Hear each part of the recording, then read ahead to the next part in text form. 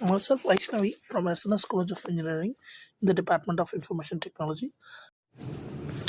Now, let us see about the input output statements in the Python. As we all know, the user will enter the inputs through keyboard and it will be processed and it will be displayed in the output on a screen. So, how this input output process can be done using the program in Python? So, here is the syntax for input. So, input and we will give the content what is to be prompted. That is, for example, you want to take the input from the user, you will give the assign the variable name. Here I assign the variable name equal to input, and in the prompt I'll display what I want to display. I'll just give in the prompt, that is enter your name. So it will display enter your name, and I want to print that output. So I just want to combine that output with hello. So I want to say hello with that name. So here in the print statement is used to give the output on the screen, print hello plus name. And also I want to know the type of the data type is used there. So print type, in bracket I'll give name. So I'll get the output as hello. If I give a name Hari, hello Hari, and the type is string. So integer input in Python. So how could I give the integer input? So num equal to int. So I have to specify the type of the data before getting the input, because if I give input, generally it will accept only string. In case if I want to get the integers and input, I must give num is equal to int input, enter your number. So here I am going to get the number. For example, if I give 5, so add is equal to, the number will be stored as a value 5, add is equal to 5 plus 1, it is 6 is stored in the add. And if you print add, the output will display as 6. So output statement in Python is nothing but print. So which is a, if I give that, for example, print Python is powerful, the output will be Python is powerful. So whatever I give within the double single quotes, it will display the same. So escape characters, an escape character is a backslash. So the backslash is followed by the character you want to insert. So you'll get an error if you use double quotes inside a string that is surrounded by double quotes. So here text is equal to we are the so-called slash Vikings from the north.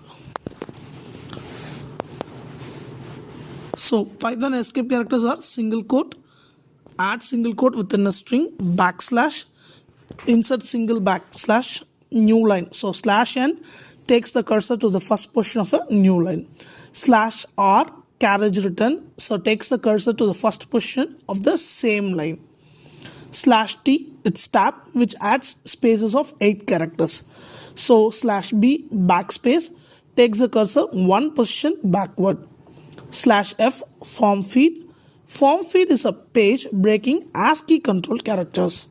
And slash OOO is the octal value, slash XHH is a hexa value. So now let us see about the Python data types. So data type Pythons are numeric, dictionary, boolean, set and sequence type. So further, the numeric is divided into integer, complex number and float, and sequence type is divided into string, list, tuple. So all these two combinedly called as sequence type data type. So what is data type?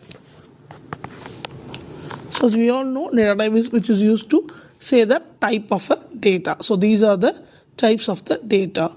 So here integer, it accepts a number. So float, that is with a decimal value. String, which comes within the double quotes, it's a alphabets. Complex is nothing but 2 plus 3j. So getting the data type. So what type of data is used in this?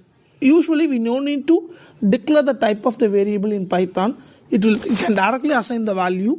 So x is equal to 5. Here we want to know the type of the data is, in the sense we can give print type of x as we saw previously.